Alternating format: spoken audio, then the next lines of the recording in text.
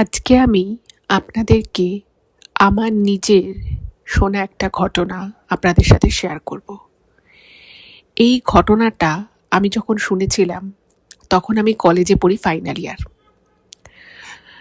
এবং যার সাথে ঘটনাটা ঘটেছে আমি একদম তার মুখ থেকে ঘটনাটা শুনি এবং কিছুটা বলা যেতে পারে আমি এক্সপেরিয়েন্সও করেছিলাম। আজকের এই ঘটনাটা আপনাদের সামনে বলার একটা কারণ আছে। সেটা হলো, আমি বেশ একদিন বসে বসে বিকেলবেলা ভাবছিলাম যে মানুষের জীবনে এমন অনেক কিছু ঘটে যেগুলো না পূর্ব নির্ধারিত, যেটাকে কোনোভাবেই আপনি যাই করে নিন না কেন আপনি কোনোভাবেই না সেটাকে এড়িয়ে যেতে পারবেন না। আপনার ভাগ্য আপনাকে ঘুরিয়ে ফিরিয়ে ঠিক সেই জায়গায় এনে দাঁড় করিয়ে দেবে।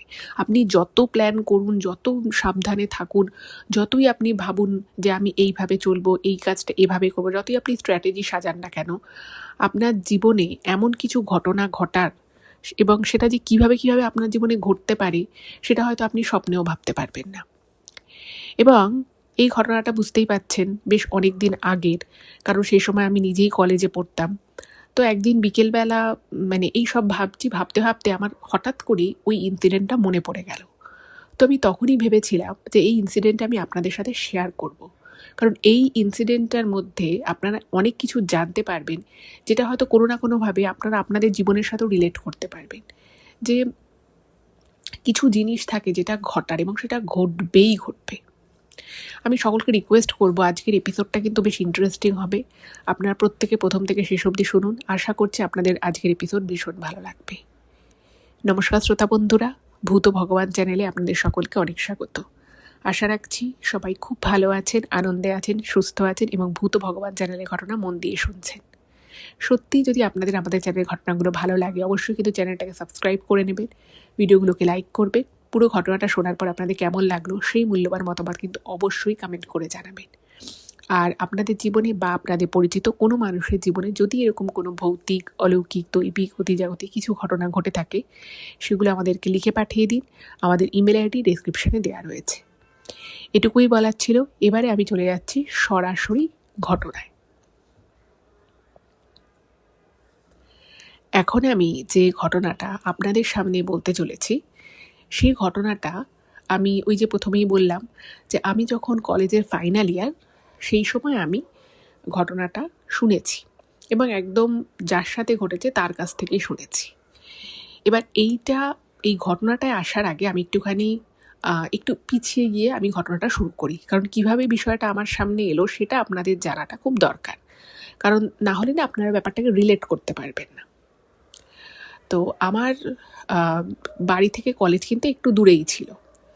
এবার আমি ট্রেনে করে যাতায়াত করতাম। এবার আমার বাড়ি যে স্টেশনে ছিল ঠিক তার আগের স্টেশনে আমি একজন স্যারের কাছে পড়তাম। তো তার বাড়ি যাওয়ার জন্য আমার আগের স্টেশনে আমাকে যেতে হতো। এবার সেই দিন আমার কলেজে আর কি লাস্ট লেকচার যে স্যারের ছিল, তো তিনি কোনো একটা কারণে সেদিন ওই লেকচারটা নিতে পারেননি। তো ফলে আমার ক্লাস যেই সময় শেষ হওয়ার কথা তার আগেই শেষ হয়ে গেছে। এবারে আমি ভাবলাম যে ঠিক আছে, তাহলে এবার বেরিয়েই যাই কলেজ থেকে। এবার ঘটনা হচ্ছে যে আমার কলেজ শেষ হতো এবং কলেজ থেকে আমাকে প্রথমে অটো করে স্টেশন আসতে হতো, স্টেশন থেকে আমি ট্রেন ধরতাম। এবার ওই দিন আমার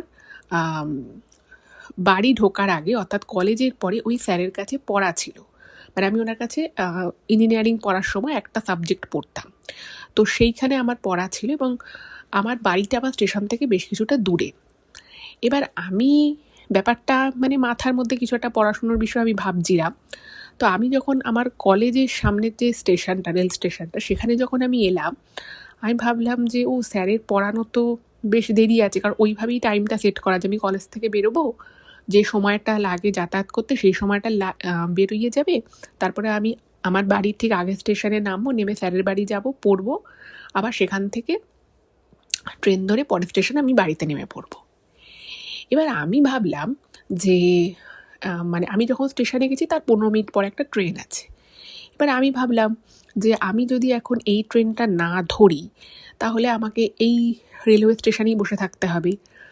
আর আমি যদি এখন আমার বাড়ির সামনে স্টেশনে চলে যাই, মানে বাড়ির আগের যে স্টেশন যেখানে আমি পড়তে যাব, তাহলে বেশ আমার পক্ষে ভালোই।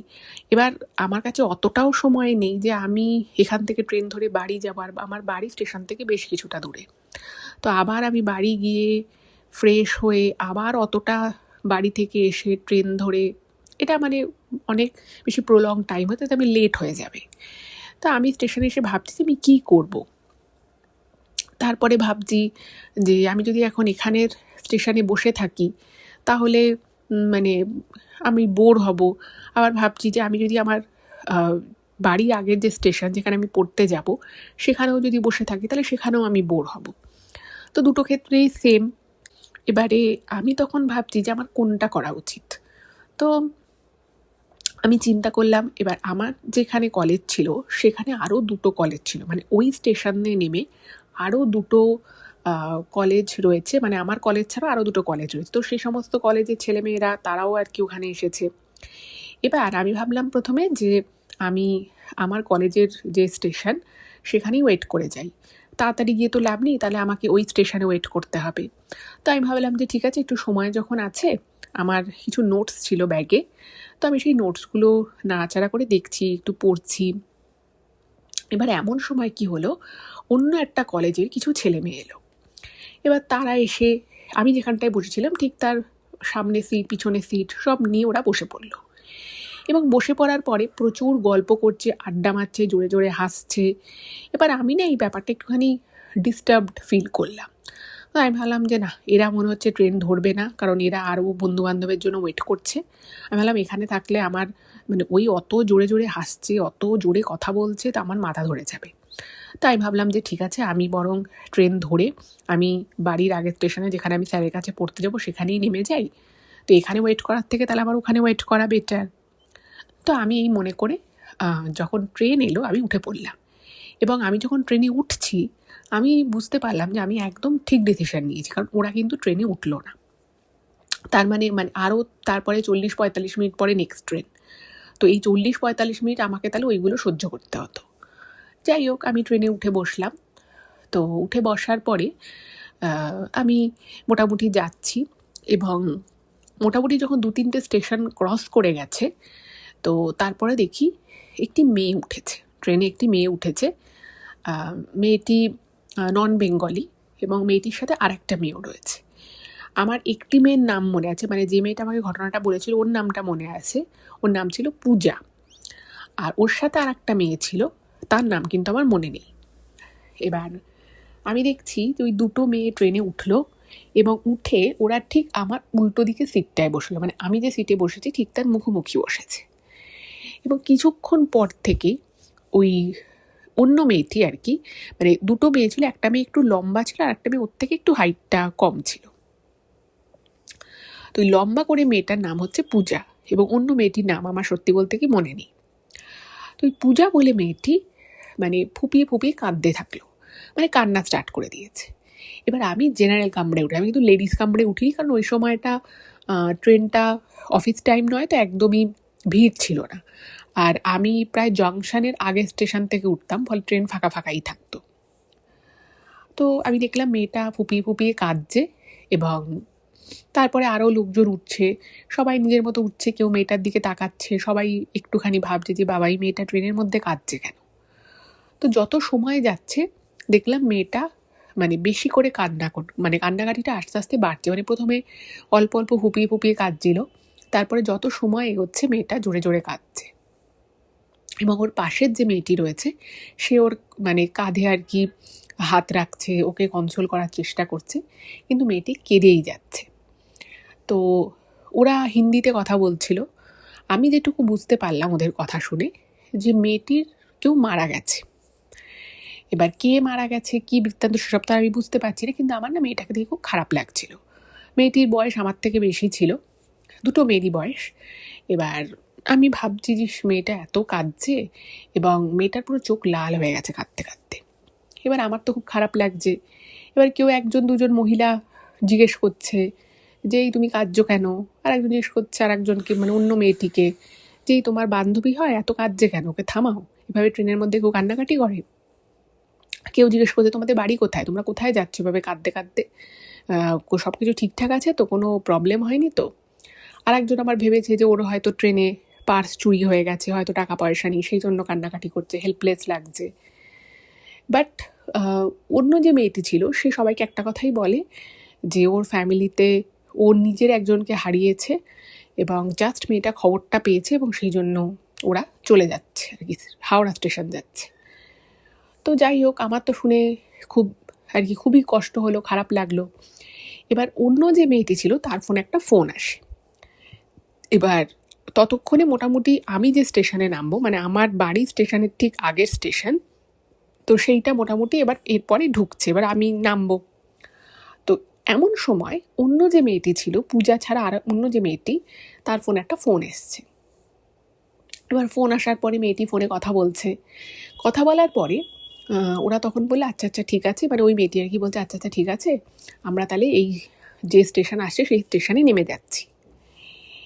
এই বলে মোটামুটি ট্রেনটা প্ল্যাটফর্মে দাঁড়ালো।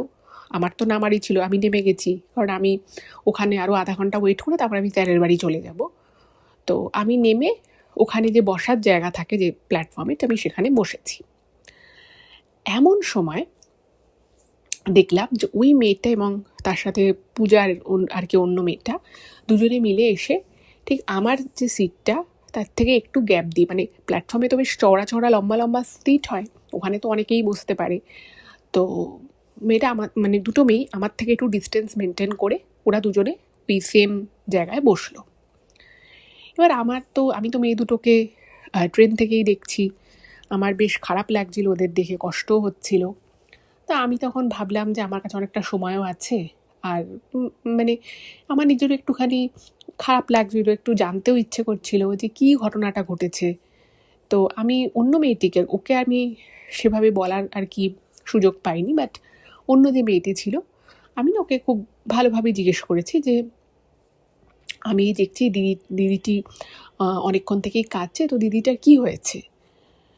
তো মানে আমি এত ভালোভাবে জিজ্ঞেস করেছি, তো সেই জন্য ওই মেয়েটি আমাকে বলছে, মানে বেশ হাসি মুখেই আর কি আমাকে আমার কথাটাকে অ্যাকসেপ্ট করে।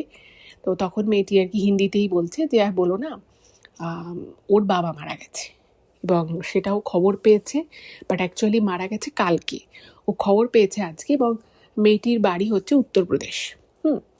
তো ওরা উত্তরপ্রদেশ যাবে, তো সেই জন্য ওরা হাওড়া স্টেশন যাবে। তো আমার তো শুনে প্রচণ্ড খারাপ লাগলো যে উত্তরপ্রদেশে থাকে, মেয়েটির বাবা কালকেই মারা গেছে, তো এবারও অত দূর যাবে আর এরকম একটা শখ। তো আমি বললাম ইস, খুব খারাপ লাগলো শুনে। তখন আমি জিজ্ঞেস করলাম ওনার কি শরীর খারাপ হয়েছিল, উনি কি অসুস্থ ছিলেন? তখন বলছে না, মানে মেয়েটা তারপর নিজে থেকেই বলা শুরু করলো যে না, আসলে ওর বাবা তো খুবই সুস্থ ছিল, আর ওই মেয়েটা হচ্ছে ওর কাজিন হয়, মানে ওই পূজার কাজিন হয় অন্য মেয়েটি। তো বলছে উনি নাকি সুস্থ সবলই ছিল, হঠাৎ করেই একদিন ওনার জ্বর আসে, শরীর খারাপ হয়, এবং পরের দিন ওনাকে হসপিটালে ভর্তি করা হয়, এবং মানে সেই যেদিন হসপিটালে ভর্তি করা হলো সেদিনই রাত্রেবেলা উনি মারা যান। তো এটা শুনে তো আমার খুব খারাপ লাগলো। তো তখন দেখছি ওই মেয়েটা একটু কান্নাটা থামিয়েছে। তো তখন ওই মেয়েটা বলছে যে মানে পূজা বলে মেয়েটি যে ছিল সে আমাকে বলছে যে তুমি কি এখানে পড়াশুনো করো? আমি বললাম হ্যাঁ, আমি অমুক কলেজে পড়ি, আমি এখানে একজন স্যারের কাছে টিউশন পড়ি, আমার একটা সাবজেক্ট পড়ার জন্য আমি এখানে এসেছি। তো তখন মানে মেয়েটি আমাকে বলছে যে ট্রেনের ভেতরে অনেকেই আমাকে জিজ্ঞেস করেছে বা আমার কাজিনকে জিজ্ঞেস করেছে যে আমার কি হয়েছে বা কিছু, কিন্তু সবাই যেন একটু কেমনভাবে কথা বলছিল, কিন্তু তুমি এমন করে জিজ্ঞেস করলে এত সুন্দরভাবে, তোমার কথাবার্তা ভীষণ ভালো লাগলো, তাই আমি তোমার সাথে কথা বলছি। মানে এত শোক, এত কষ্ট পাচ্ছি, কিন্তু তার মধ্যেও তোমাকে দেখে, তোমার কথাগুলো শুনে আমার মনে হলো যে মানে তুমি অ্যাটলিস্ট সমব্যথী হয়েছো আমার এই কষ্টটায়। এবার হঠাৎ করে আমাকে এত কথা ওই পূজা বলে মেয়েটা বলেছে, আমার একটুখানি অবাক লাগলো যে বাবা, মেয়েটা আমাকে এইটুকু সময়, আর ওর সাথে আমি ডাইরেক্ট কথাও বলিনি, তো এত কিছু বুঝে গেল। তারপরে ভাবলাম যে হতেই পারে, কারণ আমি নিজেও খেয়াল করেছিলাম ট্রেনে যারা ওকে জিজ্ঞেস করছিল তারা একটুখানি ভুরু কুচকে একটুখানি তির্যকভাবে আর কি কিছু বলার চেষ্টা করছিল।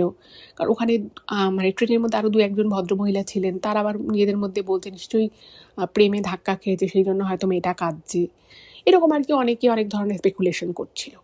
যাই হোক, তো তখন আমি মানে এই সমস্ত শোকের তো আর কোনো মানে কি বলবো, কোনো সান্ত্বনা তো হয় না।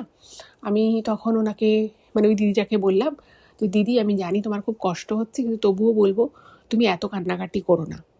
যা হবার সেটা তো হয়ে গেছে, উনি তোমার সাথে সবসময় থাকবেন।" মানে আমি ওনাকে আর কি একটুখানি কনসোল করার চেষ্টা করলাম। তো আমি দেখলাম যে তখন না ওই দিদিটার চোখ দিয়ে ঝরঝর করে জল পড়ছে। মানে তখন আর ওরকম মানে আওয়াজ করে কাঁদছে না, কিন্তু ওই শান্তভাবে চোখ থেকে ঝরঝর করে জল পড়ছে। তো তখন মেয়েটা আমাকে বলছে, মানে পূজা বলে মেয়েটাই আমাকে বলছে যে, "জানো তো, আমার না খুব দুর্ভাগ্য। আমার ভাগ্যটা একদম ভালো নয়, এবং আমার দুর্ভাগ্য আমার পিছু ছাড়ছে না।" আমি ভাবলাম যে এটা আবার কী বলছে। এবার দেখো, একটা ওর সাথে খুব খারাপ ঘটনা ঘটেছে। ওর নিজের বাবাকে হারিয়েছে, এটা একটা বিশাল বড় কষ্ট। তো সেই কষ্ট থেকে ওর মনে একটা কষ্ট হয়েছে, বা ওর মনে একটা প্রশ্ন এসেছে। এটা খুব স্বাভাবিক, এই ভাবনা চিন্তাটা আসা স্বাভাবিক যে আমার ভাগ্যটা ভালো নয়, দুর্ভাগ্য আমার পিছু ছাড়ছে না। এরকম কথাবার্তা ভাবনা চিন্তা আসাটা খুবই স্বাভাবিক, এর মধ্যে তো কোনো ভুল নেই। তো তখন ওই পূজা বলে মেয়েটা না মানে বলছে যে, "আমার এখনই ইচ্ছে করছে আমার নিজের জীবনটা দিয়ে দিতে। একটা মানুষের ভাগ্য কি এতটা খারাপ হতে পারে? কিন্তু কি জানো তো, মানে আমি এরকম ভাবি, কিন্তু আমি এটা করতে পারি না। অনেকে যেমন ভাবে যে নিজের জীবনটা রাখবো না, তারা সেটা করতে পারে। বাট আমার ক্ষেত্রে সমস্যা হচ্ছে আমি এটা করতে পারি না।" এবার এই কথাটা শুনে ওর সাথে যে ওর কাজিন ছিল, সে বলছে, "তুই এসব কী উল্টোপাল্টা বলছিস, এসব কথা একদম বলিস না।" আমিও যথারীতি বললাম যে, "না না দিদি, আপনি এরকম কথা কেন বলছেন? প্রতিটি মানুষের জীবনেই কঠিন সময় আসে, খুব খারাপ লাগে, কষ্ট হয়, কিন্তু আপনি নিজের প্রাণ না রাখার কথা বলছেন, এটা কেন?" যাই হোক, তো এটা শুনে আমার খারাপই লাগে। তো তখন ওই দিদিটা আমাকে বলছে যে, "তুমি যদি আমার জীবনের কথা শোনো, তাহলে তুমি বুঝতে পারবে আমি কেন কথাগুলো বলছি, কেন আমি বলছি যে দুর্ভাগ্য আমার পিছু ছাড়ছে না।" তো যাই হোক, এগুলো আমি শুনে বুঝতে পারি যে মেয়েটা একটা গভীর কষ্টে রয়েছে। এখন ওর সাথে আমার বেশি কথা বলাটাও ঠিক না। আর আমি তো আর মেয়েটিকে চিনি না, ফলে আমি কোনো ব্যাকগ্রাউন্ড কিছু জানিও না। তো ভাবলাম যে ঠিক আছে, এসব নিয়ে ঘাঁটিয়ে লাভ নেই। তো এবং আমি তখন যে ঘড়িটা হাতে পড়েছিলাম, আমি দেখলাম যে এখনও আমার ক্লাস স্টার্ট হতে ওই ৩৫ মিনিটটা বাকি আছে। তো আমি ভাবলাম যে ঠিক আছে, আমি একটু ডিস্টেন্সে বসে ওদেরকে সিটটা ছেড়ে দিই। আমি পাশে, যেহেতু ওই সময় স্টেশনে খুব একটা ভিড় ছিল না, তো আমি পাশে যে আর একটা বসার জায়গা ছিল সেখানে বসলাম। এবার দেখলাম ওই দুজনে মিলে কিছু একটা কথাবার্তা বলছে, এবং মাঝে মধ্যে মেয়েটা প্রচণ্ড উত্তেজিত হয়ে যাচ্ছে। এবার পূজা বলে যে মেয়েটা ছিল, সে আর কি ওকে সামলানোর চেষ্টা করছে, বাট ওকে অতটা মানে খুব বোঝাচ্ছে কিছু একটা মানে ওর মাথায় বলে হাত বোলাচ্ছে, ওকে কনসোল করছে। বাট যা হয় আর কি এরকম একটা সিচুয়েশানে, সেরকমই আর কি চলছে। তো কিছুক্ষণ পরে দেখলাম ওই মেয়েটা, ওই দিদিটা আর কি, ও হাঁটাচলা করছে মানে সিটের পাশে। তো হাঁটতে হাঁটতে আমার কাছে এসে না মানে কিছু একটা বলতে চাইছে, বাট ও আমাকে বলতে পারছে না। তো আমি তখন মানে বুঝতে পারছি যে মেয়েটা কি, মানে আমার না তখন একটা মনে মানে একটা বিষয় আসছে যে মেয়েটা কি আদৌ স্বাভাবিক রয়েছে। তারপরে ভাবছি এরকম একটা সিচুয়েশনে যদি মেয়েটা স্বাভাবিক নাও থাকে, সেটাই স্বাভাবিক। তো আমি মেয়েটাকে বললাম যে, "কিছু বলবে দিদি?" তো তখন আমার কাছে না মেয়েটা জল চায়, এবং আমি যখন জলের বোতলটা বের করতে যাচ্ছি, সেই মুহূর্তে আমাকে বলছে, "না না, জল চাই না, তোমার কাছে কোনো খাবার আছে?" এবার না আমি একটু অবাক হয়ে যাই যে এই জল চাইলো, আবার এই খাবার চাইছে। তো আমার ব্যাগে যখন আমি কলেজে পড়তাম বা পরবর্তী সময়ে চাকরির ক্ষেত্রেও, মানে আমি কি করতাম, মানে ব্যাগে একটু স্ন্যাক্স জাতীয়, একটু কেক হোক বা একটু ড্রাই ফ্রুট হোক, আমি অলওয়েজ ব্যাগে রাখতাম। তো আমার কাছে ড্রাই ফ্রুট সেই সময় কিছু ছিল না, বাট কেক ছিল। তো এবার আমি ভাবছি যে আমি কি কেকটা দেবো না দেবো না। তারপরে ভাবছি যে স্টেশনে থেকে নেমেই জাস্ট কয়েকটা জায়গায় খাওয়ার দোকান আছে, আমি ভাবছি আমি কি সেখান থেকে কিছু কিনে দেবো। তারপরে ভাবলাম যে না, ঠিক আছে, আমার কাছে তো কেক আছে, আমি ওটাই দিই। এবার আমি যখন মানে ব্যাগ থেকে বার করে কেকটা যখন ওর হাতের কাছে দিচ্ছি, তো সেই মুহূর্তেই পূজা বলে মেয়েটা সামনে চলে এসেছে। ওকে জিজ্ঞেস করছে যে কেন আমার থেকে খাবার নিচ্ছে। তো ও কোনো উত্তর দিল না, ও ও কেকের প্যাকেটটা জাস্ট খুলে 2 কামড় খেলো। খাওয়ার পরে আমার সামনেই মেয়েটা কী করলো, কেকটাকে একদম ছুঁড়ে লাইনে ফেলে দিল, মানে রেল লাইনে ফেলে দিল। আমরা প্ল্যাটফর্মে ছিলাম, ও 2 কামড় খেয়ে ছুঁড়ে ফেলে দিল। এবং এটা দেখে না আমি প্রচণ্ড অবাক হয়ে যাই, এবং আমার একটু রাগও ধরে যে আমি বসে আছি, হতে পারে ওর কেকটা খেতে হয়তো ভালো লাগেনি, সেটাও বলতেই পারতো। এবং যা হয় আর কি, আমরা কারোর থেকে একটা জিনিস চেয়ে খাচ্ছি, সামনেই ছুঁড়ে ফেলে দিচ্ছি, তা আবার লাইনে, রেল লাইন, এটা একটুখানি অস্বাভাবিক লাগে না? এবং আমার তখন মনে হলো খুব সম্ভব মেয়েটার মেন্টাল কন্ডিশন হয়তো ঠিক নেই। তাই আমি ভাবলাম যে এর সাথে কোনো কথাবার্তা বলার দরকার নেই। আমি তখন ওখান থেকে উঠে যাই, এবং উঠে যাওয়ার পরে আমি কিছুটা দূরে গিয়ে দাঁড়িয়ে থাকি।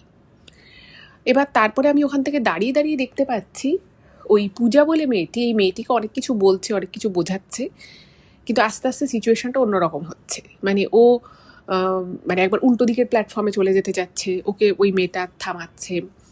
তারপরে ও লাইনের মধ্যে নেমে যেতে চাইছে, ওই মেয়েটা ওকে থামাচ্ছে।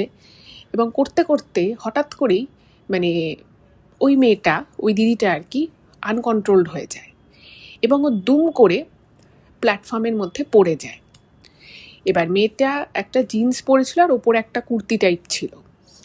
এবার ও পড়ে গেছে, তো পড়ে গিয়ে ওর জিন্সের প্যান্টে ওর পার্স ছিল, তারপর একটা আই কার্ড ছিল, সেগুলো পড়ে গেছে। এবং ওর সাথে যে পূজা বলে মেয়েটি, সে না ওকে সামলাতে পারছে না আর কি। তো সামলাতে পারছে না। এবার আমি তখন ভাবছি যে এটা কি হচ্ছে। এবং মেয়েটা পড়ে যাওয়ার ফলে ওর জামাটা পিছন দিক থেকে একটু উঠে গেছে। এবার প্ল্যাটফর্মে সেরকম সেই সময় খুব একটা লোকজন ছিল না, কিন্তু যারা ছিল সবই ছেলে পুরুষ মানুষ আর কি। তো তখন আমার মনে হলো যে যাই হোক, মেয়েটার কোনো একটা সমস্যা তো হচ্ছে, আর এত বড় একটা শোক, তো আমি এভাবে দূরে থাকতে পারবো না, আমার এভাবে দূরে থাকা উচিত নয়। তো আমি মেয়েটাকে হেল্প করার জন্য, কারণ পূজার পক্ষে ওই মেয়েটার পক্ষে একা ওকে সামলানো সম্ভবপর হচ্ছিল না, তো আমি যখন সামনে গেলাম, তো ততক্ষণে মেয়েটা মোটামুটি উঠে পড়েছে। তো আমি ওর জিনিসগুলো ভাবলাম যে ওর জিনিসটা কুড়িয়ে দিই, কারণ ওর পার্সটা আমি নিলাম, তারপর ওর আই কার্ড নিলাম।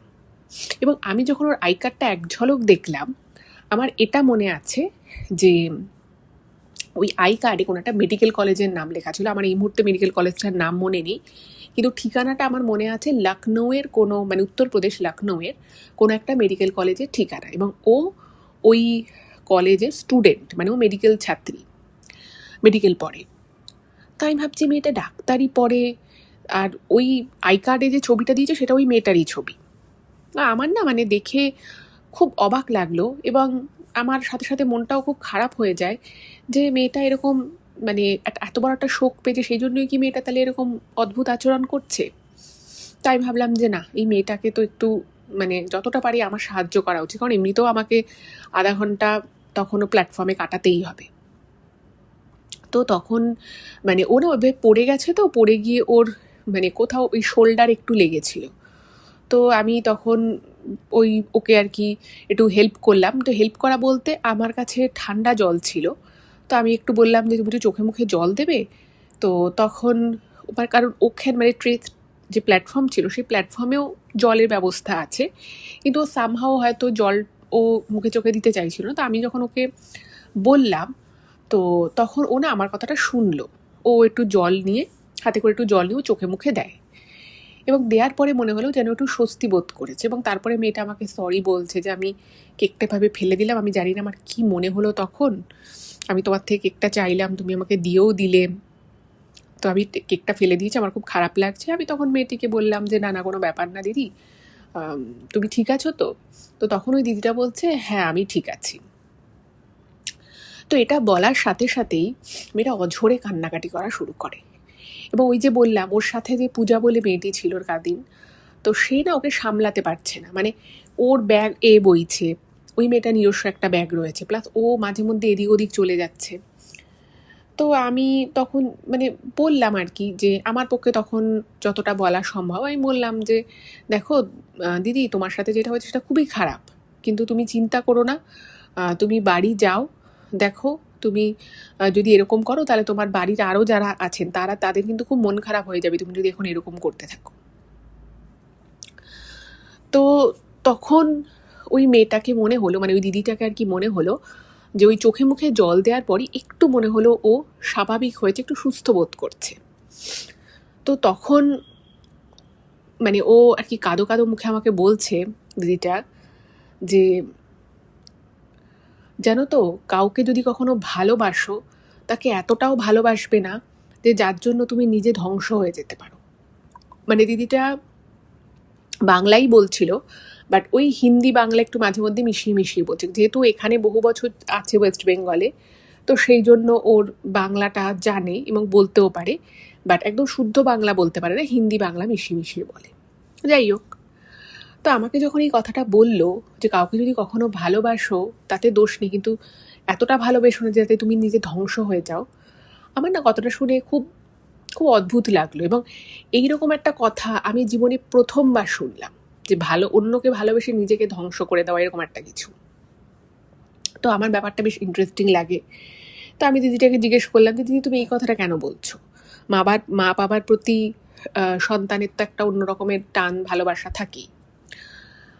তো আমি এই কথাটা শেষ করতে না করতেই মানে ওই দিদিটা বলছে যে না না, আমি মা বাবার প্রতি ভালোবাসার কথা বলছি না, আমি বলছি যে যেখানে একটা ছেলে আর একটা মেয়ে প্রেমিক প্রেমিকা হিসেবে যে একটা সম্পর্কে থাকে, আমি সেই ভালোবাসার কথা বলছি। আমি তখন না খুব অবাক হয়ে গেলাম যে দিদিটার বাবা মারা গেছে, এখানে প্রেমিক প্রেমিকার সম্পর্ক কোথা থেকে এলো? তো তখন ওর পাশে যে মেয়েটি ছিল সে ওকে চুপ করানোর চেষ্টা করছে, বলছি চুপ কর, তুই এসব তোলার দরকার, এসব কথা বলার দরকার নেই। ওকে বলছে তুই যেটা ভাবছিস সেটা তো নাও হতে পারে, এরকম নানান টাইপের আর কি কথাবার্তা বলছে। এবং যা যা বলছে তার কিছুই আমি বুঝতে পারছি না, মানে কোন কনটেক্সটে কী কথা হচ্ছে আমি সেটাই বুঝতে পারছি না। যাই হোক, তো তারপরে আমাকে দিদিটা বলছে যে আজকে এই যা কিছু হচ্ছে সব কিছুর জন্য আমি দায়ী, এবং তুমি তো আমার থেকে বয়সে ছোট, তাই আমি তোমাকে এই একটা কথা বললাম, কাউকে যদি কখনো ভালোবাসো ঠিক আছে, তাতে কোনো অসুবিধে নেই, কিন্তু এতটা বেশি ভালোবেসো না যে যার জন্যে তুমি সব কিছু হারিয়ে ফেলো। আজকে যে আমি আমার বাবাকে হারিয়েছি না, আজকে কিন্তু এই হারানোটার জন্য কোথাও না কোথাও হয়তো আমিই দায়ী, কারণ আমি এমন একজনকে ভালোবেসেছি যার সাথে আমার কোনো দিন বিয়েও হবে না, কোনো দিন আমাদের মিলমিশ হবে না, কিন্তু দেখো আমি একজন একজন করে সবাইকে হারিয়ে ফেলছি। এবং আমি এটাও জানি আমি আর কিছুদিনের মধ্যে আমি আমার মাকেও হারিয়ে ফেলবো। এটা শুনে না মানে আমি প্রচণ্ড অবাক হয়ে গেছি। মানে এটা যখন আমি শুনি বুঝতেই পারছেন আমিও তখন কলেজে, তো আমার মানে কি বলবো, আমার ম্যাচুরিটি এত ছিলই না যে আমি এই সব কথাগুলোকে ডিকোড করতে পারবো। এবং আমিও তখন বোকার মতো আবার দিদিটাকে জিজ্ঞেস করেছিলাম যে কেন দিদি, কি হয়েছে, কেন তুমি এই কথাটাগুলো বলছো? তো তখন ওই দিদিটা মানে আমাকে ওর ঘটনাটা বলে, এবং যখন ঘটনাটা বলা শুরু করে মানে আমি এক্সপেক্টও করিনি যে এরকম কিছু একটা ঘটনা ঘটতে পারে। তো আজকে এতদিন পরে, এতগুলো বছর পরে আমি যখন এই ঘটনাটা ভাবছিলাম, মানে আপনাদের এই ঘটনাটা শোনানোর আগে আমি মানে পুরো বিষয়টা যখন আমার হঠাৎ করেই একদিন সকালবেলা কফি খেতে খেতে মাথায় এলো, এবং তারপরে যখন আমি রিকল করছিলাম, এখন আমি কিছু কিছু জিনিস বুঝতে পারি যেগুলো আমি সেই সময় যখন অতগুলো বছরের ঘটনাটা শুনেছিলাম তখন হয়তো আমি ব্যাপারগুলো বুঝতেই পারিনি। শুনুন তাহলে ওই দিদিটা আবার সেদিন কী বলে। তো এই দিদির বাবা অ্যাকচুয়ালি ওরা লখনৌয়েরই, মানে উত্তরপ্রদেশের লখনৌয়ের পাশে আর কি ওদের বাড়ি, কিন্তু বড় বাজারে ওর বাবা একটা ছোট দোকান খোলে, হোলসেলের একটা ব্যবসা ছিল। এবং আস্তে আস্তে যখন ব্যবসাটা বাড়তে থাকে তখন ওনার বাবা আর কি পুরো ফ্যামিলি নিয়ে ওই কোথাও একটা আশেপাশে থাকা শুরু করে, বড় বাজারের আশেপাশে থাকা শুরু করে। এবং তারপরে ওনারা উত্তরপাড়াতে, হুগলির যে উত্তরপাড়া, সেখানে ওনারা একটা জমি কিনে বাড়ি করে। এবার সেই সূত্র ধরেই ওনার মানে মেয়েটিরও ওই দিদিটিরও আস্তে আস্তে বড় হয়ে ওঠা এই উত্তরপাড়াতে, ওয়েস্ট বেঙ্গলে। এবার ওনাদের বাড়ি হচ্ছে ওই লখনৌয়ের কাছাকাছি, লখনৌ থেকে আরও 20 কিলোমিটার মতো যেতে হয়।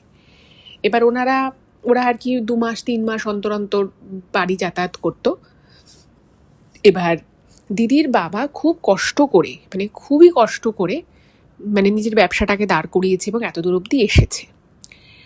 আর দিদিরা হচ্ছে 2 বোন, দিদির আরেকজন মানে দিদির আগে আরেকজন বড় দিদি আছে। তো সেই দিদির পড়াশোনায় খুব একটা মন ছিল না, তো সেই জন্য বাড়ি থেকে তার তাড়াতাড়ি বিয়ে দিয়ে দেয়। এবার উত্তরপ্রদেশে শুধু বলবো না, ভারতবর্ষের বেশ অনেক জায়গাতেই, অনেক ফ্যামিলিতে, অনেক কমিউনিটিতেও ছেলে হওয়াটাকে কিন্তু খুব গুরুত্ব দেওয়া হয়। পুত্র সন্তান থাকতেই হবে। তোমার কন্যা সন্তান আছে ঠিক আছে, বাট পুত্র সন্তান হলে খুবই ভালো, এবং কিছু কিছু ক্ষেত্রে তো একদম না হওয়া মানে বিশাল পাপের ব্যাপার, এরকমও একটা সময় ছিল। তো দিদির মায়ের কিছু কারণে কিছু শারীরিক অসুবিধে ছিল, তো সেই জন্য ওনার তারপরে আর সেভাবে উনি কনসিভ করতে পারেননি। তো 2 মেয়ে। এবার দিদির বাবাকে মাকে অনেকেই বলতেই তোমাদের তো ছেলে হয়নি, তোমাদের তো ছেলে হয়নি। এবার ওরা যখন ইউপি যেত, ওরা যখন উত্তরপ্রদেশ যেত, তখন কিন্তু ওদেরকে মানে ওই দিদির বাবা মাকে অনেকেই এটা বলতো যে তোমার তো 2 মেয়ে, কি আর করবে বলো, তোমার তো আর ছেলে হয়নি। এবার এগুলো শুনতে শুনতে না দিদির বাবার কোথাও একটা খুব খারাপ লাগতো। তো উনি ভাবতেন যে ঠিক আছে, আমার ছেলে হয়নি তো কি হয়েছে, আমি আমার মেয়েদেরকেই ছেলেদের মতো করে মানুষ করব, তারাই মুখ উজ্জ্বল করবে। এবার ওনার দিদির যে বড় দিদি, সে পড়াশোনায় খুব একটা ভালো ছিল না, তার অতটা মনও ছিল না। এবার দেখুন জোর করে আর কতটা কি করানো যায়।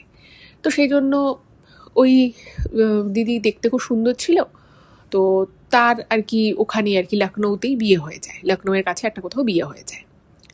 কিন্তু এই মেয়েটি আর কি যার যার ঘটনা আমি বলছি, এ ছোটবেলা থেকেই পড়াশোনায় খুব ভালো ছিল, এবং যেহেতু খুব ভালো ছিল মেয়েটা পড়াশোনা, তোর বাবা মা বুঝে গেছিল যে এই মেয়েটা কিছু একটা জীবনে করতে পারে। তো দিদির বাবা দিদিকে বলেছিল যে তুই যা খুশি কর, আমি সব মেনে নেব, কিন্তু তুই জীবনে নিজের পায়ে দাঁড়া।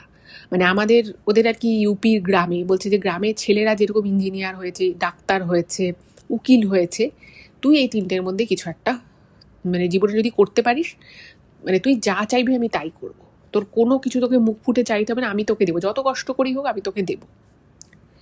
এবার এই কথাটা দিদি ছোটবেলা থেকে বড় অবধি শুনে এসেছে। যথারীতি দিদি বুঝেছে যে হ্যাঁ, আমাকেও আমার পরিবারের জন্য কিছু করা উচিত। তো সেই মতো দিদি খুব ভালো করে পড়াশুনো করেছে, ভালো রেজাল্ট করতো, এবং মনে মনে অনেক আগে থেকেই ঠিক করে নিয়েছিল যে দিদি ডাক্তার হবে। এবার এই সব তো একদিক থেকে চলছে, পড়াশুনো কেরিয়ার নিয়ে ভাবনা চিন্তা সব তো একদিকে চলছে, কিন্তু তারপরে দিদির সাথে একটি ছেলের আলাপ হয়। যখন দিদি এই ক্লাস 10-11 এরকম পড়ে, সে সময় একটি ছেলের আলাপ হয়। এবার ছেলেটির সাথে যখন আলাপ হয়, ছেলেটি দিদির থেকে বেশ বয়সে বড় ছিল, এবং ছেলেটি একটা বড় শোরুমে, একটা বড় দোকানে কাজ করত। তো দিদির সাথে আস্তে আস্তে আলাপ হয়, ভালো লাগা তৈরি হয়, সেখান থেকে একটা ভালোবাসার সম্পর্ক তৈরি হয়ে যায়। এবার এই জিনিসটা দিদির বাড়িতে কিন্তু কেউ জানতো না। এবার হঠাৎ করেই মানে এই প্রেমের সম্পর্কটা তৈরি হওয়ার 2-2.5 বছর অবধি বাড়িতে দিদি মানে ব্যাপারটাকে লুকিয়ে রাখতে সমর্থ হয়। এবার বুঝতেই পারছেন যে মেয়ে প্রেম করছে, মেয়ের একজন প্রেমিক রয়েছে, তো সেই বিষয়টা এতদিন চুপচাপ ছিল, এতদিন জানা যায়নি। বাট একটা সময় এলো যখন দিদির বাবা জানতে পেরে গেলেন। এবার দিদির বাবা যখন বিষয়টা জানতে পেরে গেলেন, তখন বাড়িতে তো খুব অশান্তি। বলছে না, এসব তো করা যাবে না, এসব একদম আমি মেনে নেব না। আর ছেলেটা ভালো কিছু বিশাল করে সেটাও নয়, ছেলেটাদের আর্থিক অবস্থাও খুব একটা ভালো নয়, ছেলেটার কোনো ভালো ভবিষ্যৎ নেই, এবং দিদির থেকে 6-7 বছরের বয়সে বড়, বাট সেভাবে কোনো কিছু কাজের সাথে সেভাবে যুক্ত না, একটা বড় শোরুমে কাজ করে, সেখান থেকে খুব একটা আয় উন্নতি হওয়ার সুযোগ ফিউচারেও নেই। এবং দিদির বাবা বলে যে তুই বলছিস তুই ডাক্তার হবি, তুই এই সমস্ত বিষয়ের দিকে কেন যাচ্ছিস? তো তখন দিদি যেটা ছোটবেলা থেকে শুনে এসেছে যে দিদি যদি ডাক্তারি পড়তে পারে, ডাক্তার হতে পারে, তাহলে দিদির বাবা দিদিকে কোনো কিছুতে রোকটোক করবে না, যা চাইবে তাই দেবে। তো তখন দিদি বাড়িতে বলে যে দেখো, আমি আমার পড়াশোনাটা ঠিকঠাক করে চালিয়ে যাচ্ছি, এবং আমি ডাক্তারিতে ভর্তি হবই, আমার সেই বিশ্বাস আছে, আমি যেভাবে পড়াশোনা করছি আমি মেডিকেলে চান্স পাবোই। তো তখন দিদির বাবা বললো ঠিক আছে, তুমি আগে চান্স পাও, তারপরে দেখা যাবে, এখন কোনো দেখা সাক্ষাৎ করা যাবে না, কথা বলা যাবে না। বাধ্য হয়ে দিদি তার প্রেমিকের সাথে মোটামুটি তখনকার মতো কিছু দিনের জন্য যোগাযোগ বন্ধ রাখলো। এবার দিদি ওখানে মেডিকেলে চান্স পেয়ে যায়। এবার মেডিকেলে যখন দিদি চান্স পেয়ে যায়, তখন আবার নতুন করে দিদির সাথে ওই ছেলেটির প্রেমের সম্পর্ক তৈরি হয়। এবং এটা নিয়ে দিদির বাড়িতে কিন্তু বরাবরই একটা অশান্তি ছিল। মানে খুব বিশাল অশান্তি হতো সেরকম নয়, কারণ ওনারা কয়েকবার নাকি ওই দিদিটাই বলছিল আমাকে যে ওনার বাবা মা নাকি এক সময় বলেওছিল যে যখন তুই ডাক্তার হয়ে যাবি না, তুই যখন আরও 10টা ডাক্তারের সাথে ওঠা বসা করবি, তখন কিন্তু তোর এই ছেলেটাকে তোর নিজেরই আর ভালো লাগবে না, তখন কিন্তু তোর নিজের থেকেই মনে হবে যে এটা কোন ছেলে, কার সাথে আমি কথা বলছি, তোর দেখবি নিজেরই মনটা উঠে যাবে। এবার ব্যাপারটা হচ্ছে যে দিদির সাথে কিন্তু ছেলেটার সম্পর্ক খুব ভালো ছিল, ছেলেটা খুব আন্ডারস্ট্যান্ডিং, দিদিকে সময় দিত, এবং এরকমও নয় যে দিদিকে বলেছে যে না না তুমি পড়াশুনো করো না বা তুমি ডাক্তার হয়ে ওরা, সেরকম বিষয় নয়। মানে ছেলেটা শুধু বলেছে যে তুমি ডাক্তারিটা পড়ে নাও, তারপরে আমরা বিয়ে করে নেব। এবার দিদিও ছেলেটাকে খুব ভালোবাসে। এবার ঘটনা যেটা ঘটলো যে দিদি যখন মোটামুটি মানে যে সময় ঘটনাটা ঘটে সেই সময় ওই দিদি হচ্ছে 3rd ইয়ার, মানে মেডিকেলে 3rd ইয়ার চলছে। তো মানে একটা সময় এলো, মানে এতদিন সম্পর্কটা খুব ভালোভাবে এগোলো, দুজনের মধ্যে ভীষণ ভালো আন্ডারস্ট্যান্ডিং, সব কিছু ঠিকঠাক চলছিল। সাডেনলি ছেলেটা দিদিকে বলে যে তুমি তো 2 দিন পরে ডাক্তার হয়ে যাবে, তুমি তখন অনেক বড় বড় ডাক্তারদের সাথে ওঠা বসা করবে, তো তখন হয়তো তোমার আর আমাকে ভালো লাগবে না, তো একটা কাজ করো, চল আমরা বিয়ে করে নিই এবং তুমি যেখানে কাজ করবে আমি নয় সেখানেই কোনো কাজকর্ম জুটিয়ে নেব, তো আমরা বিয়ে করে নিয়ে তারপরে তুমি তোমার পড়াশুনো যা করার করো। এবার এই মানে দিদির সেই প্রেমিককে দিদির বাবা মা একদমই পছন্দ করতো না। এবার ওই বাড়িতে একটা ঝগড়া অশান্তি অলওয়েজ এটা নিয়ে লেগেই থাকতো। এবার তার মধ্যে যখন দিদির প্রেমিক দিদিকে বিয়ের জন্য চাপ দিতে থাকে, তখন তো দিদি বেগতিক বুঝছে, কারণ দিদির সেই মুহূর্তে মানে প্রচণ্ড চাপ চলছে, আর একটা ডাক্তারি পড়া মানে বুঝতেই পারছেন পড়াশুনোর প্রচণ্ড প্রেশার থাকে, অনেকটা সময় দিতে হয়। এবং যেখানে বাড়ি থেকে দিদির প্রেমিককে খুব একটা পছন্দই করে না, মেনেই নেয়নি, সে মতাবস্থায় দিদি যদি এখন তার বাড়িতে বলে যে আমি আমার প্রেমিককে এখন বিয়ে করব, মানে just middle of his medical journey, সেটা তো মানে অসম্ভব। আর দিদি সত্যি বলতে কি দিদিও চাইবে না যে সে এই পড়াশোনার মাঝে হঠাৎ করে বিয়ে করে ফেলুক। তো দিদি ছেলেটিকে বলে, বোঝায় যে দেখো আমি তো তোমাকে ভালোবাসি, যদি আমার তোমাকে ছেড়ে যাওয়ার হতো, আমি যেদিন মেডিকেল কলেজে চান্স পেলাম সেদিনই আমি তোমায় ছেড়ে দিয়ে চলে যেতে পারতাম, তুমি কেন এরকম ভাবছো যে আমি তোমাকে ছেড়ে দিয়ে চলে যাব? তুমি এরকম ভেবো না, আমাদের সম্পর্কটা যেমন চলছে যেভাবে চলছে সেভাবেই চলুক, পরে বিয়ে থার কথা ভাবা যাবে। কিন্তু না, ছেলেটি একেবারেই এই বিষয়ে রাজি হলো না, এবং এই কথাটা আস্তে আস্তে চাপ এত বাড়তে থাকে যে দিদি বাধ্য হয়ে ভাবলো যে ঠিক আছে, ও যখন চাইছে তাহলে বিয়েটা হয়েই যাক। এবার দিদি যখন এই কথাটা দিদির বাবাকে বলল, তখন কিন্তু বিষয়টা একদম পাল্টে গেল। দিদির বাবা তো প্রচণ্ড রেগে গেছে, ওনার মাও রেগে গেছে।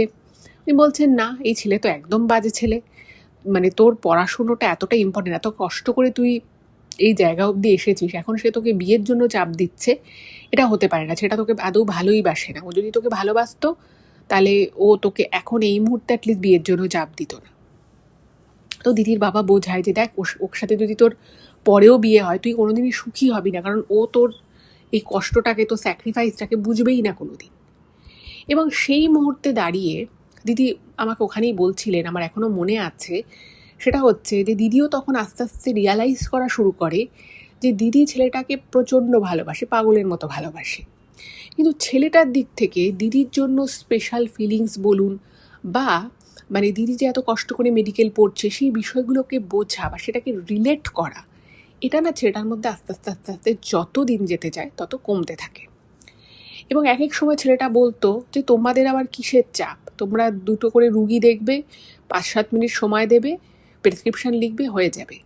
কিন্তু এই যে এত কষ্ট করে যে দিদি পড়াশুনো করছে, মেডিকেল পড়ছে, সেটা পড়তে চান্স পেতে দিদিকে এতটা কষ্ট করতে হয়েছে, সেটা না মানে ছেলেটার কাছে খুব একটা বড় ব্যাপার নয়। উল্টে ছেলেটা দিদিকে এটাও বলে যে দেখো তুমি ডাক্তার হও যাই হও, তোমাকে কিন্তু আমাদের ঘরের বাড়ির আর কি সংসারে কিছু কিছু দায়িত্ব তোমাকে নিতে হবে, তুমি হয়তো একটু কম নেবে কিন্তু তোমাকে নিতে হবে। তো এটা শুনে দিদি বলছে যে দেখো আমাদের ডাক্তারদেরকে প্রথম অনেক চাপ থাকে, মানে প্রথম এমনিতে চাপ তো অলওয়েজ থাকে, কিন্তু প্রথমত আরও বেশি চাপ থাকে। তো আমি যদি বিয়ে আমাদের ধরেও নিই যে আমাদের বিয়ে হয়ে গেল, তা আমি এই মতাবস্থায় সংসারের কি করে দায়িত্ব নেব, কি করে আমি কিছু না কিছু কাজ করবো, এটা তো আমার পক্ষে সম্ভব না। এবার এই যে এতদিন মানে দিদি ছেলেটার সমস্ত হ্যাঁতে হ্যাঁ নাতে না বলতো, এতদিন সম্পর্কটা একদম স্মুথ চলছিল। বাট যে মুহূর্তে দিদি রুখে দাঁড়ালো বা দিদি বললো যে না এটা এভাবে হবে না বা হতে পারে না, তখন কিন্তু আস্তে আস্তে ছেলেটার আসল রূপ বেরোনো শুরু হলো। এবং ছেলেটা এটাও বলে দিদিকে কথায় কথায় যে তুমি ডাক্তার হয়ে যাবে, তোমার অনেক টাকা ইনকাম হবে, তো তোমাকে কিন্তু সংসারটা একটু দেখে শুনে রাখতে হবে, তোমাকে কিন্তু টাকা খরচা করতে হবে। মানে এই লেভেল অবধি ওদের কথাবার্তা, মানে ছেলেটা কি এই লেভেল অবধি কথাবার্তা বলেও ফেলে। তো সবটা শুনে সবটা দেখে বুঝে দিদি বুঝতে পারে যে দিদি যাকে ভালোবেসেছে, মানে যে ভাবতো যে দিদি যে মনে করতো আর কি, যেটা উনি তখন বলছিল যে আমি ভাবতাম যে ও আমাকে খুব ভালোবাসে, ও আমাকে খুব বোঝে, কিন্তু এখন দেখছি না, সেটা যেটা আমি ভাবতাম সেটা আমি ভুল ভাবতাম। ও আমাকে যতটা না বোঝে তার থেকে অনেক বেশি ও টাকা পয়সা, কি হলে লাভ কি হলে ক্ষতি, সেটাও অনেক বেশি বোঝে। কিন্তু ওই যে ব্যাপার, দিদি ছেলেটাকে এতটাই ভালোবেসে ফেলেছিল, মানে ওকে ছাড়া নিজের জীবনটা দিদি কল্পনা করতে পারছিল না। ফলে দিদির কাছেই রাস্তাটা ছিল, কারণ দিদির বাবা মা দিদির ফরে ছিল, দিদিকে বারবার বলতো যে দেখ যা তোদের বন্ধুত্ব ছিল ছিল, যে সম্পর্ক ছিল ছিল, এবার তুই বেরিয়ে আয় সব থেকে, ভালো করে পড়াশোনায় মন দে, তুই বড় ডাক্তার হ, তোর ছেলের অভাব হবে না। কিন্তু কোথাও যেন দিদির মানে ভালোবাসার টান বলে না, সেটা কোথাও একটা ছেলেটার প্রতি রয়ে গেছিল। তাই দিদি অনেক সময় ভাবতো যে না আমি আর সম্পর্কটা রাখবো না বা কিছু, কিন্তু সেটা দিদি করে উঠতে পারতো না। হয়তো খুব বেশি হলে একদিন কথা না বলে থাকতে পারতো, দ্বিতীয় দিন দিদি নিজেই ফোন করতো, এইরকম বিষয়। এবারে দিদির বাবা ব্যাপারটা বুঝতে পারে যে মেয়ে হয়তো কোনো কারণে একটা টান, একটা ভালোবাসার তাগিদে হয়তো ছেলেটাকে ছাড়তে পারছে না। তো দিদির বাবা তখন ওই ছেলেটির সাথে দেখা করে ছেলেটিকে পরিষ্কার বলে যে দেখো তুমি তোমার মতো ভালো থাকা, আমাকে আমার মেয়ের মতো করে ভালো থাকতে দাও, তুমি ওর জীবন থেকে চলে যাও, আর তুমি ওকে একদম ডিস্টার্ব করো না, তোমাদের বনিমানা কোনো দিনই হবে না। আমার মেয়ে যেরকম মেয়ে, সেরকম মেয়ে হিসেবে তোমার সাথেও থাকতে পারবে না, বা তুমি ওর সাথে অ্যাডজাস্ট করতে পারবে না। তো সব থেকে ভালো হয় তুমি যদি তোমার রাস্তাটা বুঝে নাও, ও ওর রাস্তাটা বুঝে নেবে। এবার এই যে দিদির বাবা এতগুলো কথা বলল, এটা ছেলেটার ভীষণ প্রেস্টিজে লেগে যায়। ছেলেটা তখন ভাবে যে ও বাবা, ওর বাবাকে দিয়ে এতগুলো কথা আমাকে শোনালো, এটা তো ঠিক না। এবার সমস্ত রাগ গিয়ে পড়ে দিদির বাবার উপরে। এবার বুঝতেই পারছেন ছেলেটা কিন্তু অ্যাকচুয়ালি একদমই ভালো ছেলে ছিল না। এবং যেহেতু দিদির বাবা মোটামুটি ব্যবসা করে একটা ভালো জায়গা তৈরি করেছিল, পয়সা কড়িও ছিল, ছেলেটা প্রথম থেকেই খুব ইন্টেনশনালি একটা ভালো মেয়েকে, একটা ভালো বাড়ির মেয়েকে, যাদের টাকা পয়সা আছে, সম্ভ্রান্ত, এরকম একটা মেয়েকে ফাঁসাতে চেয়েছিল এবং তাকে নিজের কথার জালে, ভালোবাসার মিথ্যে ভালোবাসার জালে ফাঁসিয়ে নিয়েছিল। এবং দিদিরও বয়স কম, দিদি পড়াশুনো নিয়েই থাকতো, তো মেয়ের ছেলেটার মিষ্টি মিষ্টি কথায় দিদিও ভুলে গেছে। এবং ওদের সম্পর্কটা আস্তে আস্তে এতটা গভীর হয়ে যায় যে দিদি মন থেকে ওকে কিছুতেই মানে মুছতে পারছিল না। এবং এদিকে ছেলেটা কিন্তু ওর বাবার উপরে প্রচণ্ড রেগে যায়, এটা নিয়েও দিদির সাথে ওই ছেলেটা একটা অশান্তি করে। এবং সেই সময় দিদিকে অনেকেই, যারা আর কি ব্যাপারগুলো জানতো, অনেকেই বলে যে তুই আর ওর সাথে সম্পর্ক রাখিস না, ও কতদিন তোর পিছন পিছন ঘুরবে, 1 বছর 2 বছর, তারপরে ও ঠিক কাউকে বিয়ে করে নেবে, তুই পুরো ফ্রি হয়ে যাবি। কিন্তু ওই যে বলে ভালোবাসার টান, তো দিদির মনে ওই ছেলেটির প্রতি এতটাই ভালোবাসা ছিল, এই ছেলেটাকে কোনোভাবেই পুরোপুরি নিজের জীবন থেকে সরাতে পারছিল না। এবং আস্তে আস্তে কিন্তু দিদির সাথে ওই ছেলেটি, তার প্রেমিকের অর্থাৎ সম্পর্ক কিন্তু অবনতি হতে থাকে। এবং অনেকভাবে দিদি ছেলেটিকে বোঝানোর চেষ্টা করে যে দেখো আমার বাড়ি থেকে এখন বিয়ে দিতে রাজি হচ্ছে না, আর এখন আমার পড়াশুনোর প্রচণ্ড চাপ চলছে, আমি এর মধ্যে এখন বিয়ে করতে পারবো না, কিন্তু তুমি চিন্তা করো না, আমাদের সম্পর্কটা যেভাবে চলছে সেভাবেই চলবে, এবং অন্তত আমি জীবনে একটু দাঁড়িয়ে যাই, একটু পায়ের তলার মাটিটা শক্ত করি, তারপরে আমরা বিয়ে করব। এবং আমার এখনও মনে আছে দিদিটা বলছিল, মানে কাঁদতে কাঁদতে বলছে যে আমি কিন্তু ওকে সব রকম বলেছিলাম যে হ্যাঁ আমাদের যখন বিয়ে হয়ে যাবে, আমি যখন আর্ন করা শুরু করব, সংসার হবে, আমি খরচা করব, আমার খরচা করতে কোনো অসুবিধে নেই। কিন্তু ওই ছেলেটা দিদি কথা খুব একটা বিশ্বাস করতো না, এবং বারংবার বিয়ের জন্য চাপ দিতে থাকতো এবং দিদির সাথে রীতিমতো দুর্ব্যবহার করতো। এবার এই খারাপ ব্যবহারটা আস্তে আস্তে আরও বাড়তে থাকে এবং বাড়তে বাড়তে একটা এমন জায়গায় চলে যায় যেখানে ওই ছেলেটা কিন্তু দিদির গায়ে হাত তোলা স্টার্ট করে এবং দিদির প্রচণ্ড কষ্ট হতো। দিদি এক এক সময় ভাবতো যে ঠিক আছে, আজকেই শেষ, আমি আর কালকে থেকে ওর সাথে কথা বলবো না, যাই হয়ে যাক। কিন্তু মানে এতটাই অভ্যেসে পরিণত হয়ে গেছিলো, এতটাই ভালোবাসতো যে ওই মানুষটাকে ছাড়া দিদি নিজেকে ভাবতেই পারতো না। তো দিদি কান্নাকাটি করে ছেলেটাকে মাঝে মধ্যে বোঝাতো এবং ছেলেটাও তারপরে ওকে সরি বলতো যে না, আমি ভুল করে রাগের মাথায় গায়ে হাত তুলে ফেলেছি, আমি আর করব না। এই বলে আবার দুদিন সব কিছু ঠিকঠাক থাকতো, আবার জিজ্ঞেসি এই বিষয়গুলো আর কি খুব হতে থাকে। এবং একটা সময় যখন আসে তখন মানে দিদির বাড়িতেও প্রচণ্ড অশান্তি হচ্ছে, দিদির তার বয়ফ্রেন্ডের সাথেও এরকম সমস্যা চলছে। তো একদিন দিদি কিছু কিছু কথা দিদির বাড়িতে বাধ্য হয়ে বলে এবং স্বাভাবিকভাবে এই কথা শোনার পরে কোনো বাবা মায়েরই মাথার ঠিক থাকে না। তো দিদির বাবা মায়েরও খুব প্রচণ্ড রাগ হয় এবং তারা তো অবাক হয়ে যায় যে দিদির গায়ে হাত তুলেছে। তো দিদির বাবা মা গিয়ে ছেলেটার সামনাসামনি হয়ে ছেলেটাকে অনেক রকমের কথা বলে এবং এটাও বলে দেয় যে এর পরে মানে সেই দিনের পরে যদি ছেলেটা দিদির সাথে যোগাযোগ করে তাহলে কিন্তু ফল খুব খারাপ হবে। তো তখনকার মতো ছেলেটা চুপচাপ হয়ে যায় এবং দিদির প্রচণ্ড খারাপ লাগে এবং সেই সময় ওইখানে প্ল্যাটফর্মে বসে বসে দিদি তখনও কাঁদতে কাঁদতে বলছে যে আমি কিন্তু এটা কোনো দিন চাইনি যে ওর সাথে আমার সম্পর্কটা ভেঙে যাক, কিন্তু এমনই কাণ্ড কারখানা করে এবং আমার বাবা মায়ের সাথে এতটা খারাপ ব্যবহার করে যে আমি যে তারপরে আমার মা বাবাকে বলবো যে না আমি এখন ওকে ভালোবাসি, ওকেই বিয়ে করতে চাই, সেটা আমার আর মুখ থেকে বেরোচ্ছে না। আর তো সেই সময় দিদি নিজেও মেডিকেল কলেজে পড়ছে, তাদের আরও যারা ক্লাসমেট রয়েছে, যারা সহপাঠী, তাদেরকেও দেখছে যে তারা প্রত্যেকে কত ভদ্র ও সভ্য। তো ভাবছে যে মানে আমি যে আমার বয়ফ্রেন্ড যে সত্যি তো আমি তাদের সামনে মানে ওকে আনবো কী করে, কারণ ও তো ঠিকমতো কথাই বলতে পারে না। ও প্রথম কিছুক্ষণ কথা ঠিকঠাক বলে, তারপরও উল্টোপাল্টা কথা বলতে থাকে। তো দিদি তখন বুঝতে পারে যে ও কতটা বড় ভুল করেছে।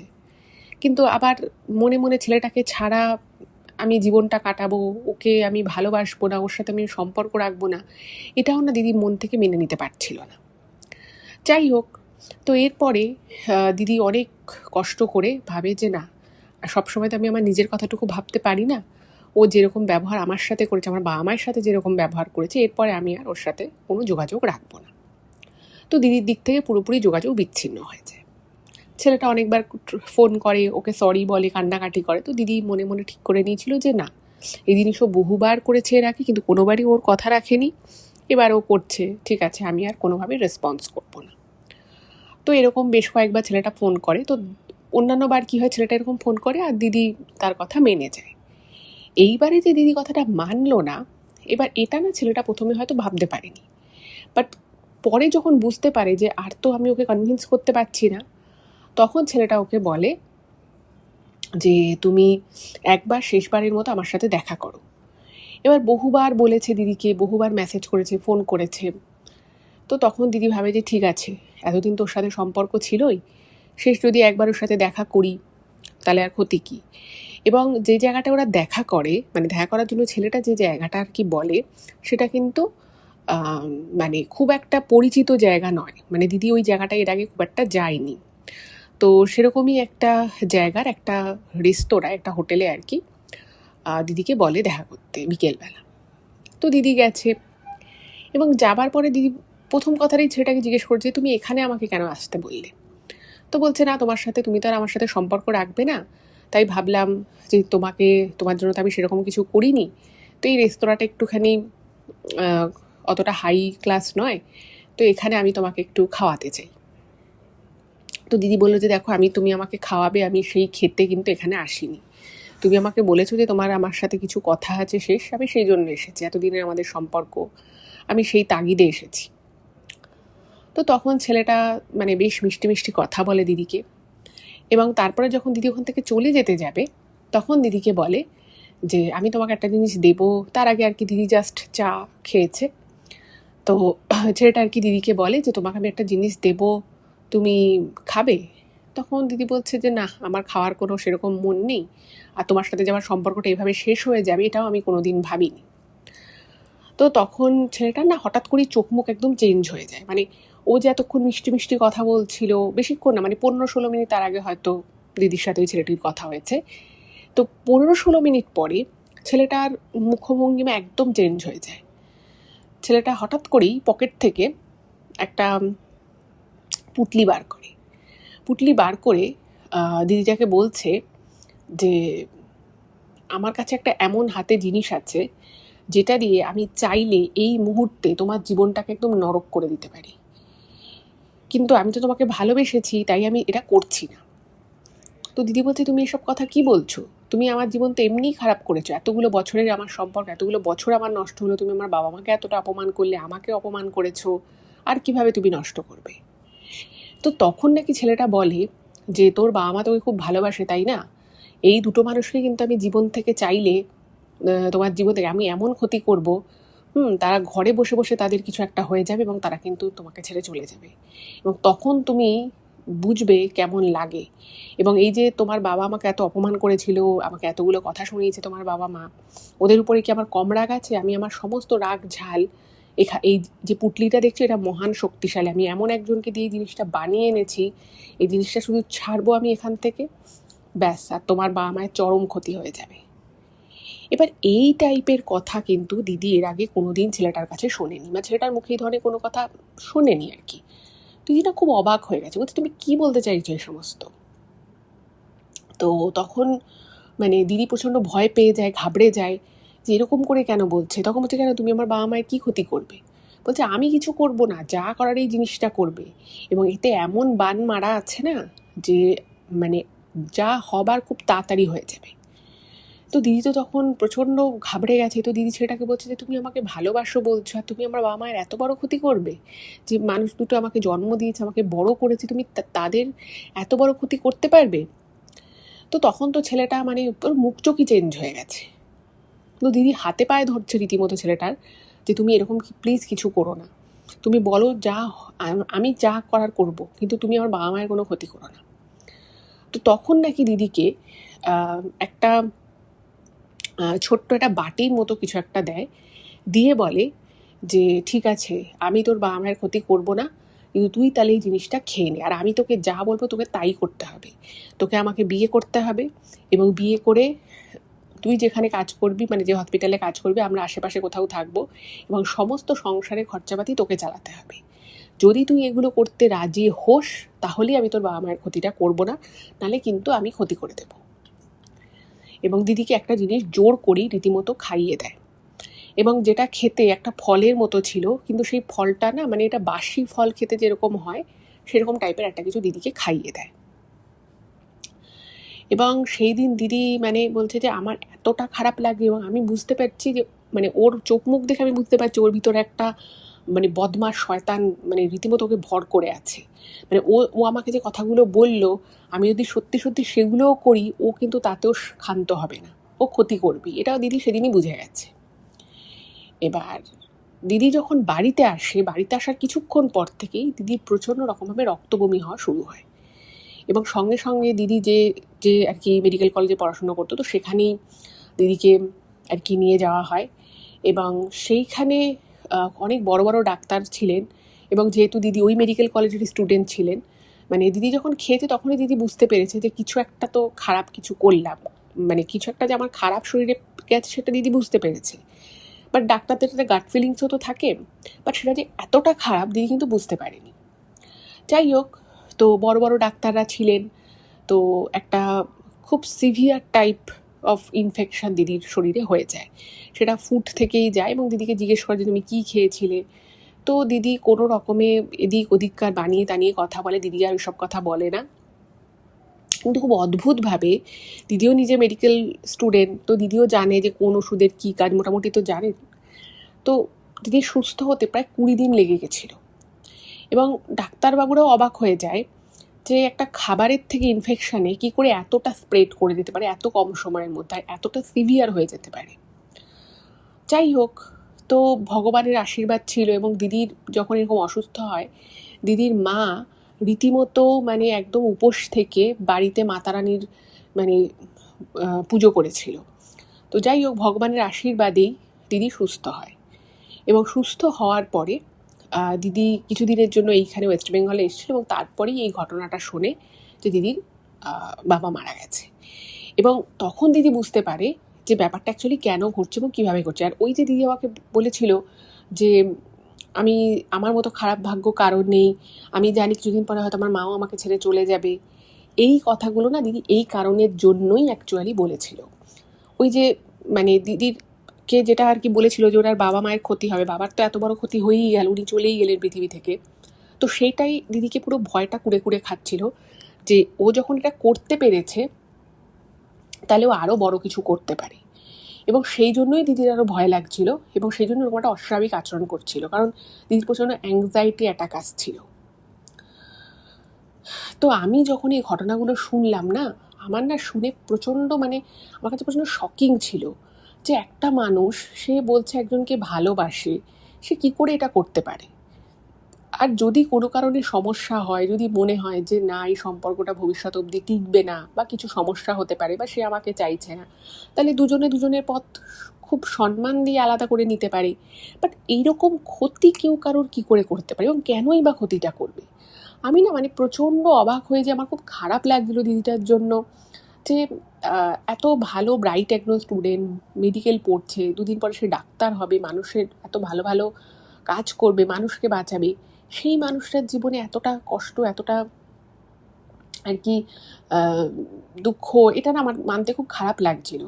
এবং দিদি যখন এই কথাগুলো বলে কাঁদছে তখন ওর পাশের যে ছিল সে আমাকে দেখাচ্ছে মানে দিদির কানের পিছনে ঘাড়ের দিকটায় অদ্ভুত রকমের মানে একটা চাপ চাপ লাল লাল দাগড়া দাগড়া দাগ আর কি। মানে ছেলেটা কনস্ট্যান্ট দিদির ক্ষতি করার চেষ্টা করছে, কিন্তু যেহেতু দিদি নিজে ডাক্তারি পড়ুয়া প্লাস ভালো ডাক্তার দেখাচ্ছে, কিন্তু ডাক্তারও বুঝতে পারছে না যে বারবার দিদির এই সমস্যাটা কেন হচ্ছে। মানে ও কনস্ট্যান্ট কিন্তু ওর ক্ষতি করছে এবং সে তার জন্যই শরীরেই প্রভাবগুলো পড়ছে। আর আমি নিজে সেদিন দেখেছিলাম ওই দিদি প্রচণ্ড রকমভাবে কিন্তু মানসিক দিক থেকে বিপর্যস্ত ছিল, কারণ উনি যেরকম আচরণগুলো করছিল সেটা কিন্তু একটা স্বাভাবিক নয়। তো দিদিকে দেখেও বোঝা যাচ্ছিল যে কোথাও একটা খুব সমস্যা হচ্ছে। আর মানসিক দিক থেকে তো প্রচণ্ড একটা ডিপ্রেসড কন্ডিশনে উনি ছিলেনই, সেটা ওনার কথাবার্তা চাল চলন হাবে ভাবে বোঝা যাচ্ছিল। তো আমি যখন শুনলাম আমার প্রচণ্ড খারাপ লাগে এবং আমি নিজেও বুঝতে পারছিলাম না যে এই পরিস্থিতিতে আমি কোনো একটা মানুষকে কি বলতে পারি বা কি বলা যেতে পারে।